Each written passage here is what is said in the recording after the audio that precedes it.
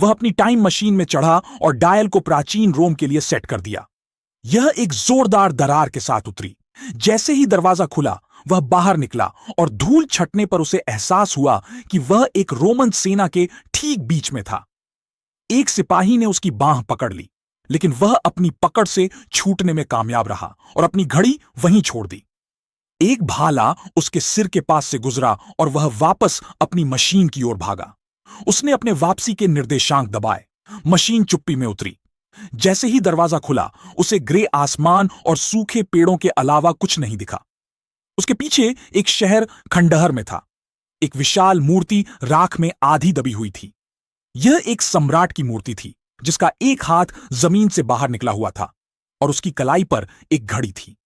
सामने गली में उसने एक कुचले हुए युद्धक मिसाइल के खोल को देखा, जिस पर उसकी घड़ी का डिजाइन उकेरा हुआ था।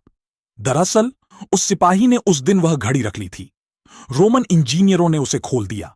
उन्होंने उसके गियर, उसकी अजीब धातुओं और उसकी छिपी हुई शक्ति का अध्ययन किया। उन्होंने बैटरी को क्रैक कर लिया। उन्होंने ऊर्जा की खोज की, मशीनें बनाई और अपने समय से कहीं आगे के हथियार गढ़े। वे बहुत तेजी से बढ़ गए।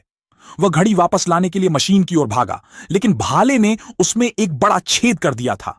इसका मतलब था कि वह एक ऐसी समय रेखा में फंस गया था जिसका कभी अस्तित्व नहीं होना चाहिए था, और यह सब उसकी घड़ी की वजह से हुआ।